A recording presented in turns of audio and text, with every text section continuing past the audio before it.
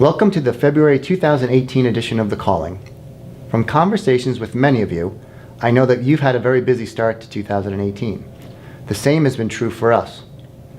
We're starting the second phase of our consumer awareness campaign and are on track to be able to share our progress with you during the April regional meetings with a full preview of the campaign at convention in August. Our member survey is live and is now available for you to complete.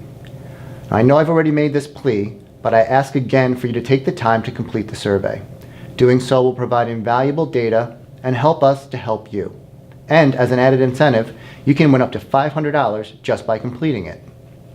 Now, in addition to these very positive developments, we've also been recently faced with a new challenge. As I'm sure many of you are familiar with the national board exam issue involving AAMI and the conference. And while this has garnered national attention, for us the impact can be boiled down to this.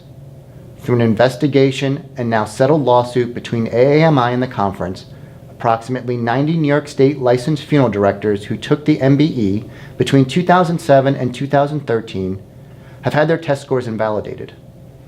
This invalidation has resulted in the Bureau of Funeral Directing issuing notices to these funeral directors, advising them that they will not be able to renew their license until they prove to the Bureau that they have a valid passing grade on their NBE. Now, I do not in this segment have enough time to go through all the details surrounding this, nor all the specifics regarding our plan to address the matter. I do, however, want to emphasize a very important point. This issue is bigger than those directly or indirectly impacted by the Bureau's action. It's an issue that impacts every single one of you, and here's why. Through this notice, the Bureau has effectively said to funeral directors, we, acting alone, and through nothing more than a registered letter, can take your license away. While in this instance it is based on invalidation of the MBE score, it sets a precedent for them to take the same approach in the future based on a different set of circumstances.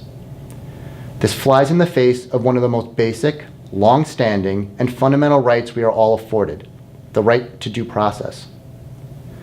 Simply stated, we cannot let the Bureau proceed unfettered.